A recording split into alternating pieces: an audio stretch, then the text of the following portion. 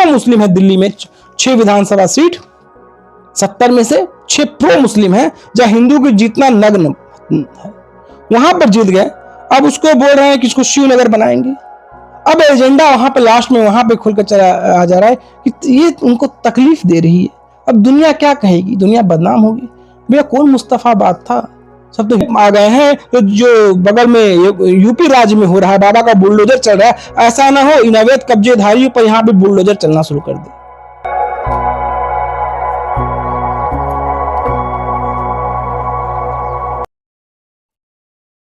नमस्कार दोस्तों, स्वागत है आपका आज के हमारे इस विश्लेषण विशेषांक में। आज हम बात करने वाले हैं, चर्चा करने वाले हैं दिल्ली में हुए विधानसभा चुनाव की। दिल्ली में हुआ विधानसभा चुनाव मुकम्मल हो गया, भाजपा जीत गई, भाजपा प्रचंड बहुमत ले आए। और कहा जा रहा है कि भाजपा ने जो सूखा था 27 साल का, 27 साल के सूखे को पाटा है। तो बीजेपी तो जीत गई, आम आदमी पार्टी मटियामेट हो गई। बहुतों का दर्द हो रहा है, बहुतों को पीड़ा हो रहा है। कुछ को पीड़ा और दर्द इतना ज्यादा हो रहा है तो कुछ लोग ऐसे ऐसे शब्द लिख रहे हैं सोशल मीडिया पर, वो कहते हैं कि जो क्या बात कहें, शब्दों का इस्तेमाल करना ये कोई घटिया प्लेटफॉर्म तो है ही कि उन शब्दों का इस्तेमाल किया जाए। बहुतों का दर्द हो रहा है, बहुतों को पीड़ा हो रही है। कुछ लोग इसे साजिश बताने में लग गए हैं, लेकिन अब तक ईवीएम बदनाम नहीं हुई है। केजरीवाल की तरफ से कोई प्रतिक्रिया नहीं हुई कि ईवीएम हैक कर लिया गया, ईवीएम ये हो गया। केजरीवाल कुछ भी हो, लेकिन मैं केजरीवाल की तारीफ करूंगा। अब तक केजरीवाल ने ये नहीं कहा कि ईवीएम हैक हो गई थी, ये हो गया था, धोखा हो गया था, जैसा जनरली विपक्ष द्वारा होता है। जब भाजपा जीती है तो ईवीएम बदनाम हो जाती है। तो बहुतों को पीड़ा है। एक 4 PM वाले पत्रकार हैं, उनको पीड़ा है। उनके पत्रकार जब आते हैं 4 PM यूट्यूब पर तो उनके चेहरे पर 12 बजा रहता है। बहुतों को पीड़ा है। और आपको पता है जब भाजपा जीतती है तो ईवीएम ही बदनाम होती है। ब्लूटूथ से ईवीएम हैक कर लिया गया, तमाम तरह के चाल चरित्र चेहरे हमने देखे हैं। ईवीएम बदलने की बात होती है, कुछ लोग हारते हैं तो कहते हैं बैलेट पेपर पर चुनाव कराया जाए। जब जीतते हैं तो ईवीएम पाक साफ होती है, हारते हैं तो ईवीएम बदनाम हो जाती है। जितनी मुन्नी बदनाम नहीं हुई उतना ज्यादा ईवीएम बदनाम हुई। लेकिन बातों बातों मैंने मुन्नी का नाम ले लिया। एक मुन्नी उदास है भाजपा के जीतने के बाद। उन मुन्नी को आपने देखा होगा, उन मुन्नी को मैंने भी देखा। उन मुन्नी को मैंने देखा शाहीन बाग साजिश के दौरान, जब शाहीन बाग का आंदोलन हो रहा था। जो बिल्किस दादी अपने चले चपाटों के साथ बैठती थी, जो बिल्किस दादी कहती थी मोदी कौन सा अंग्रेजों से लड़ा, लड़ा तो हमने लड़ा, हमारे जागीर थे, हमारी दुकानें थी, हमारा मकसद था, हमारा परिवार था, हिंदुस्तान हमारे साथ था, हमने हिंदुस्तान से लड़े, हमारे पूर्वजों ने लड़े अंग्रेजों के साथ, मोदी ने क्या लड़ा? उनके पूर्वजों ने हिंदुस्तान से लड़े, उनके पूर्वजों ने पाकिस्तान के लड़े, जो एक धर्म के नाम पर विभाजन करके पाकिस्तान बना लिए। जिस पाकिस्तान में हिंदुओं की हिस्सेदारी थी उन्हें लात मार के हिंदुस्तान भेज दिए। जिस पाकिस्तान में हिंदुओं की हिस्सेदारी थी उनकी आबादी 1.6% से भी कम हो गई है। इस खैर ये सब बात करना सेकुलरिज्म पर तमाचे जैसा है। आप हिंदुओं की बात कर रहे हैं, वो भी पाकिस्तान में, अब हिंदुस्तान की बात करें, ये सब तमाशा है क्या? ये सब बात किया जाता है क्या? चलो मैंने मुन्नी की बात की। अब मुन्नी बहुत उदास है, और मुन्नी तो बदनाम भी बहुत हुई है। मुन्नी बदनाम हुई डार्लिंग तेरे लिए। इतवार का दिन है, मैं यहाँ झील किनारे बैठी हुई हूँ और सोच रही हूँ भारत के बारे में, खासकर दिल्ली के चुनाव के बारे में।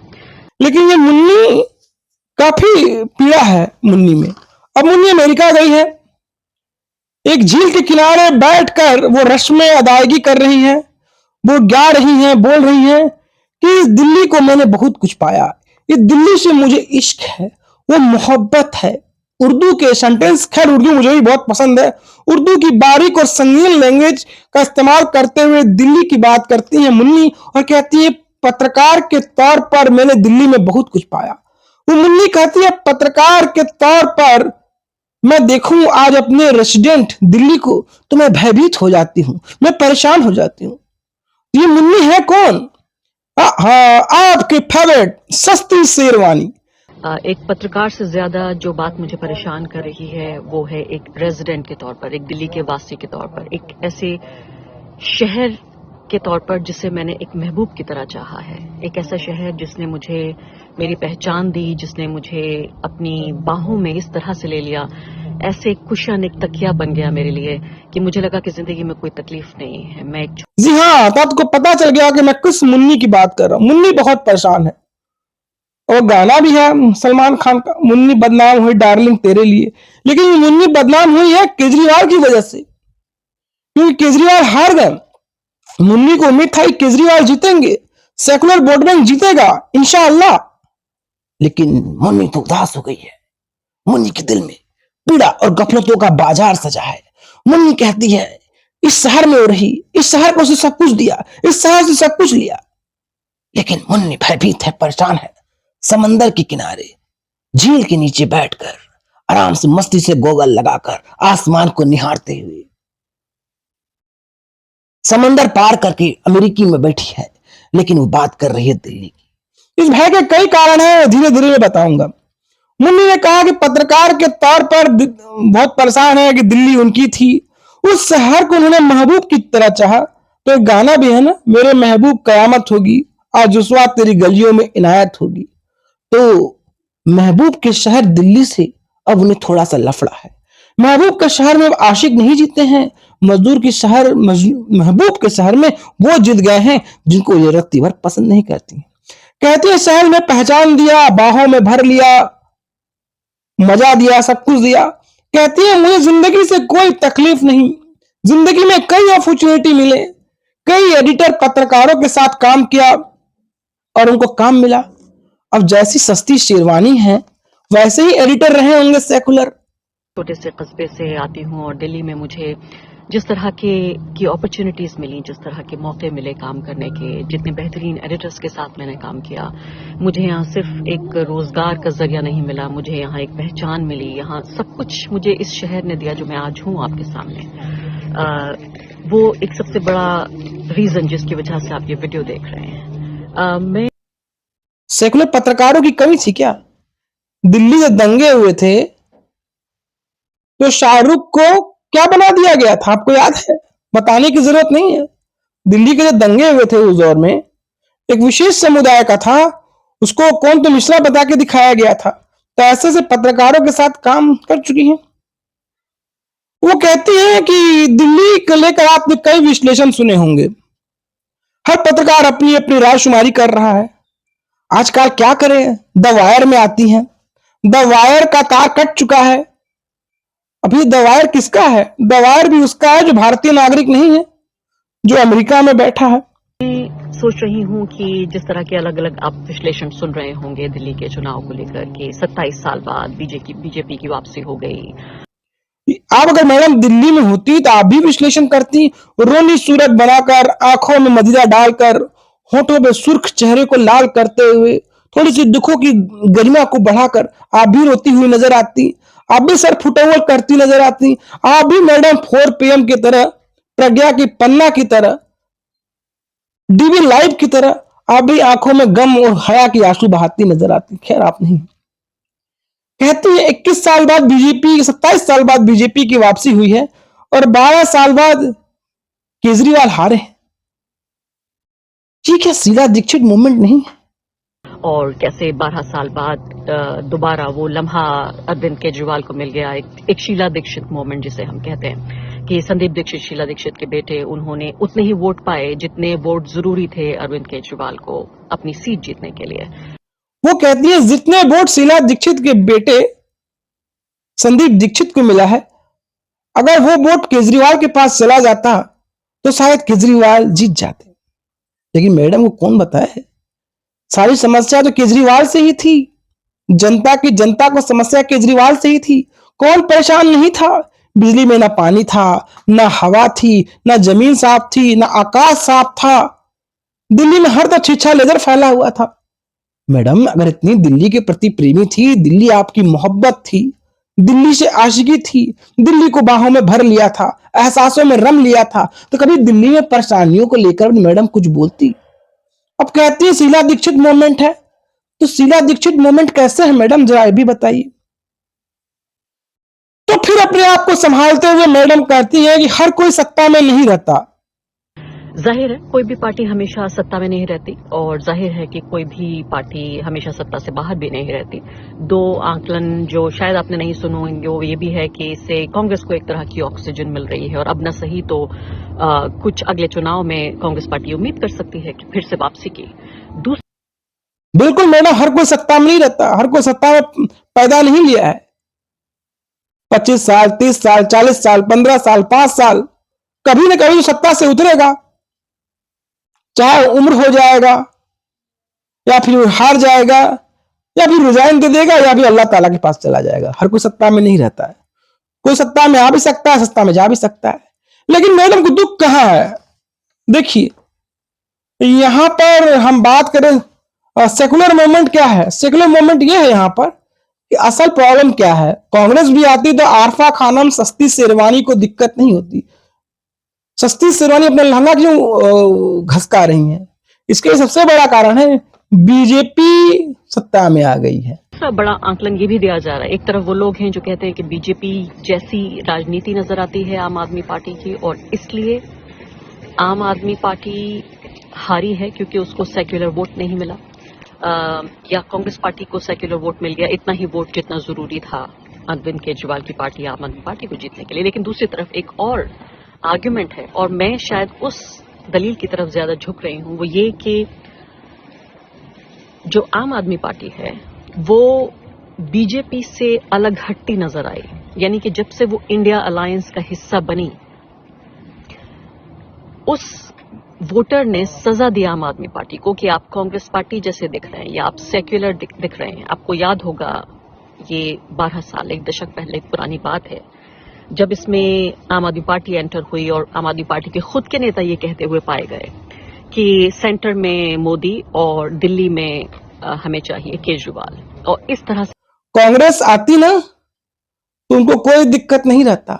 बीजेपी सत्ता में आ गई है इसलिए मैडम सस्ती शेरवानी को सस्ती बयानबाजी करनी पड़ रही है। आकाश को निहारते हुए, होठों को सहलाते हुए, आकाश में लाली पोते हुए, आंखों में चश्मा लगाए हुए वो तमाम तरह की बातें बोल रही।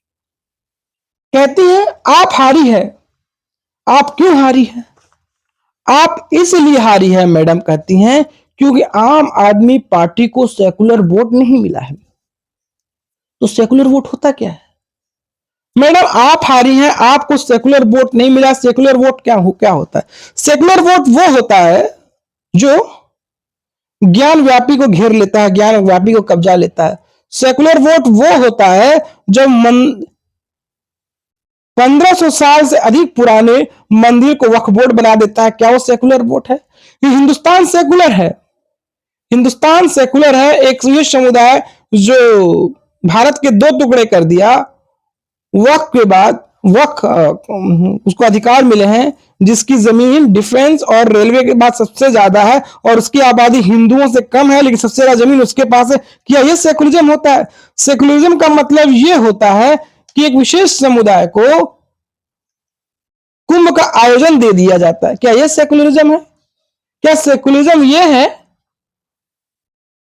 कि इस हिंदुस्तान में कुंभ कराने पर जो पैसे के फायदा भी हो रहे हैं तो उसको कुछ लोग अवैध खर्चा बता रहे हैं, कुंभ को नाजायज बता रहे हैं और डॉलर खर्च करके उन्हें उम्रा करने के लिए, हज करने के लिए भेजा जाता है। क्या सेकुलर वोट बैंक है?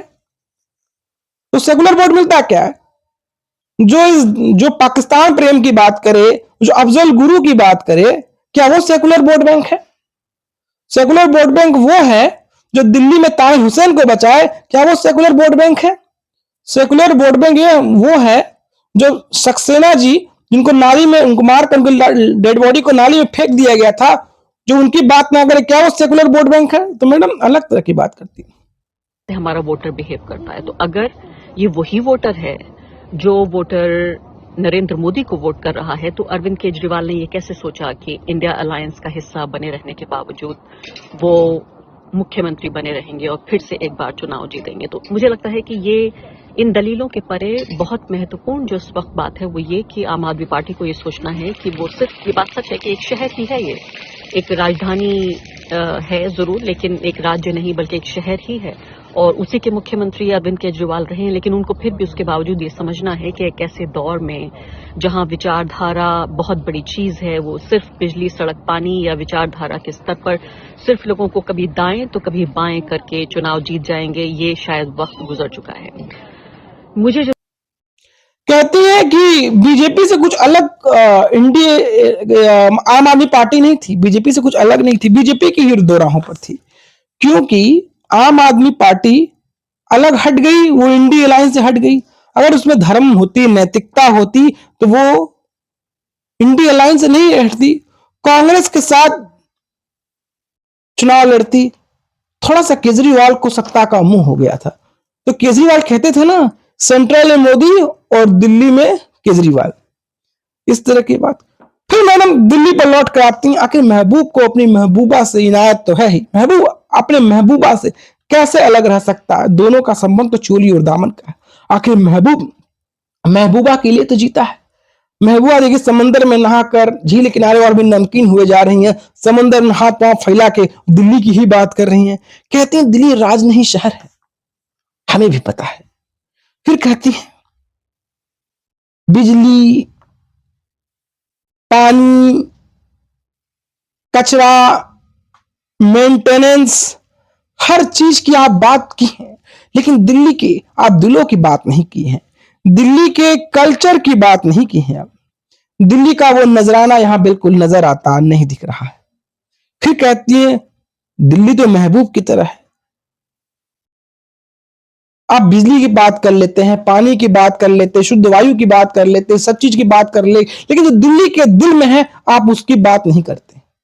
मैडम कहते कहते थोड़ा सा रुआसी होती हैं, फिर अपने एजेंडे पर लौट आती हैं। फिक्र है एक पत्रकार नहीं बल्कि एक रेजिडेंट के तौर पर, वो ये कि पिछले, मैंने आपको बताया कि इस शहर से मैं कितनी मोहब्बत करती हूँ, बिल्कुल अपने महबूब की तरह, क्योंकि इस शहर ने मुझे सब कुछ दिया है। आज मुझे फिक्र ये है कि पहली बार जब से मैंने इस शहर में रहना शुरू किया, बीजेपी की यहाँ सरकार होगी। अभी से हम देख रहे हैं कि जो चेहरा है, भगवा चेहरा, जो सांप्रदायिकता का चेहरा है, वो सामने आ रहा है कि मुझसे एजेंडा क्या है? बीजेपी सत्ता में आई है तो उन्हें भरोसा है कि बीजेपी आई है तो कुछ अच्छा काम करेगी। बीजेपी की सरकार आई है, उन्हें उम्मीद तो नहीं है बीजेपी से कि बीजेपी अच्छा काम करेगी, लेकिन उन्हें दुनियादारी की फिक्र है। विदेश से बैठे लोग, वामपंथी, जॉर्ज सोरस की पैदाइश, डीप स्टेट्स, खैर जॉर्ज सोरस तो अब कुछ करने वाला नहीं रहा, विदेशी एजेंडा कुछ करने से रहा, क्योंकि अमेरिका में तो वह ट्रंप आ गया है, उन्होंने ट्रंप के खिलाफ भी एजेंडा फैलाया। अब शायद किसान आंदोलन की वैसी दबिश, वैसी पैमाइश ना हो, अब शायद खलिहर शाहीन बाग जैसा आंदोलन भी ना हो। हरियाणा भी हार गई, हरियाणा भी नहीं जीती, अब दिल्ली भी हार गई, दिल्ली में बीजेपी आ गई, शायद वो कचरा ना फैला। इनका कचरा भाई कोई देखा है? शाहीन बाग का आंदोलन का कचरा मैंने देखा है, यही सस्ती शेरवानी उन लोगों के साथ बैठकर जो कहते थे भारत तेरे टुकड़े होंगे, उन लोगों के बीच में डेरा जमाए बैठी रहती थी। कहती है महबूब की तरह है दिल्ली, तो बीजेपी की सरकार भगवा चेहरा है। क्या भगवा चेहरा सबका साथ लेकर चलेगी? भगवा चेहरा आतंक का पर्याय तक भगवा चेहरा को बना देती है, लेकिन भगवा आतंकवाद किस देश में आतंक फैलाया है? कौन से आतंकवाद किया है भगवा? एक विशेष समुदाय जो आतंकवादी पकड़ाया जाता है, चाहे वो हम बात करें पाकिस्तान से आया हो, चाहे वो चाहे वो हाफिज सईद रहा हो, उनको नहीं बोलेंगी ये कुछ, उनको नहीं बोलेंगी। आतंकवादी पकड़ाता भी, आतंकवादी रहता भी, इसे मास्टर साहब का बेटा, प्रोफेसर का बेटा तक बता देते हैं। कई आतंकवादी पकड़ाया, फांसी। अफजल गुरु के बारे में ये नहीं बोलेंगे कि भारत के खिलाफ उसने धोखा किया, भारत के साथ ने पंगा किया। अफजल गुरु के बारे में बात नहीं करेंगे, वो पीड़ित था। आज भी ये विशेष समुदाय कुछ लोग हैं, आज भी अफजल गुरु को आतंकी मानने से वो परहेज करते नजर आते हैं। फिर वो एजेंडे पे निकल आती है। सामने आ रहा है कि मुस्तफाबाद को क्यों नहीं शिवनगर बना दिया जाए, और जिस तरह के बयानात हम सुन रहे हैं वो मुझे तकलीफ दे रहे हैं, तकलीफ से ज्यादा मुझे परेशान कर रहे हैं। कहती है कि मुस्तफाबाद को शिवनगर बनाने की बात कर रही है। मुस्तफाबाद से भाजपा के विधायक जीत गए भैया, पुराने विधायक थे, सीट इनका बदला गया था, मुस्तफाबाद किया गया था। 6 मुस्लिम इलाके हैं जो प्रो मुस्लिम है दिल्ली में, 6 विधानसभा सीट 70 में से 6 प्रो मुस्लिम हैं, जहां हिंदू की जीतना नग्न है, वहां पर जीत गए। अब उसको बोल रहे हैं कि इसको शिवनगर बनाएंगे। अब एजेंडा वहां पे लास्ट में वहां पे खुलकर चला आ जा रहा है कि ये उनको तकलीफ दे रही है। अब दुनिया क्या कहेगी, दुनिया बदनाम होगी। भैया कौन मुस्तफाबाद था, सब तो हिंदुओं का इलाका था। मैं उम्मीद करती हूं कि इस बेहतरीन जीत के बाद, एक ऐसी जीत के बाद जिसका जश्न बीजेपी के नेताओं को जरूर मनाना चाहिए, वो इस बात का ध्यान रखेंगे कि ये बड़ा शहर है, एक ऐसा शहर जो राजधानी है, पूरी दुनिया की नजर इस शहर पर रहती है। और जब भी वो सांप्रदायिक बात करेंगे, जब भी वो बहुसंख्यकवादी मेजोरिटेरियन बातचीत करेंगे, पूरे दुनिया में बदनामी होगी, क्योंकि सब यही चीजें ज्यादा पीड़ा दे रही है, यही चीजें ज्यादा दर्द दे रहा है। शिवनगर तकलीफ दे है। तकलीफ से दिल्ली नहीं है, दिल्ली तो एक बहाना है। असली तकलीफ उन्हें यह है कि भाजपा आ गई है, जो जगह जगह उत्तर प्रदेश में देख रहे हैं, जो अवैध इमारतें हैं, जो अवैध कब्जा है, जो वक्फ द्वारा जो उन्हें कब्जा जमाया गया है, जो इलीगल उनका जो कब्जा है, इलीगल बातें हैं, उसमें कैसे कुठारा घाट हो रहा है, उस पर कैसे बुलडोजर चल रहा है। अगर ये आ गए हैं तो जो बगल में यूपी राज्य में हो रहा है, बाबा का बुलडोजर चल रहा है, ऐसा ना हो इन अवैध कब्जेधारियों पर यहाँ पे बुलडोजर चलना शुरू कर दे। इन मुस्तफाबाद का इलाका हो, चाहे शाहीनबाद का इलाका, जाफराबाद का इलाका रहा हो, इन इलाके में रोहिंग्या ही बसाए गए हैं, बांग्लादेशी बसाए गए हैं, डेमोग्राफी बदलने की बातें भी होती है, तमाम तरह के चर्चे होते हैं। अगर सरकार आती है इनको चुन चुन के निकालने लगे तो इनका वोट बैंक घटता नजर आएगा। यही तो समस्या है, यही तो बातें हैं। जब सच्चाई होने लग जाएगी, जिस पर काम होने लग जाएगा, जो लॉर्ड लिबर सेकुलर की आत्मा जो कुठाराघात चलने लग जाएंगे, जब एक बंटवारे की सोच जब निस्तेनाबूत होने लग जाएगी, तब तो भैया बदनामी तो होगी। जब बदनामी होगी तो पूरी दुनिया में बदनामी हो ना हो, इनके दिल में जब खंजर चलेंगे, जो लोग भड़काने का काम करेंगी, तो इनको तकलीफ तो होगी। पूरी दुनिया की बदनामी की बात नहीं जानता, लेकिन हाँ इनका एजेंडा कहीं ना कहीं ध्वस्त होता तो नजर आएगा। सबसे पहले ये खबर दिल्ली से पूरी दुनिया में फैलेगी। तो मैं उम्मीद करती हूं कि जीतने के बाद वो ईमानदारी से, अच्छाई से, बेहतरीन तरीके से लोगों ने जो उन्हें मैंडेट दिया है दिल्ली के विकास का, उस पर अमल करने की कोशिश करेंगे, बजाय इसके कि अपने सांप्रदायिक एजेंडे को, जिसको हमने देखा है कि दूसरे राज्यों में लागू करते हैं, उसको यहां भी लेकर आएंगे। ये उम्मीद कर। तो दोस्तों आपको हमारा विश्लेषण कैसा लगा, आपको हमारी बातें कैसी लगी, आप मुझे बताएं। दोस्तों कंटेंट पसंद आ रहा है तो आप सपोर्ट भी कर सकते हैं, आप सहयोग भी कर सकते हैं, आप हमारी पत्रकारिता को बल भी दे सकते हैं। तो फिर आज रहेंगे एक नई कहानी के साथ, नए एपिसोड के साथ, नई चर्चा के साथ और इस राष्ट्रवाद की एक नई कहानी के साथ। तब तक याद दीजिए, नमस्कार, जय श्री राम, वंदे मातरम। कंटेंट अच्छा लगा तो वीडियो को लाइक करिएगा, चैनल को सब्सक्राइब करिएगा, और सहयोग करना चाहते हैं तो स्क्रीन के एक कोने में दिख रहे QR कोड को स्कैन करके आप हमें हमारी पत्रकारिता को बल भी दे सकते हैं। दोस्तों फिर हाजिर होंगे एक नई कहानी के साथ, नए एपिसोड के साथ, नई चर्चा के साथ और इस राष्ट्रवाद की एक नई कहानी के साथ। तब तक के लिए नमस्कार, फिर मिलते हैं किसी नए विश्लेषण के साथ। तब तक के लिए जय श्री राम।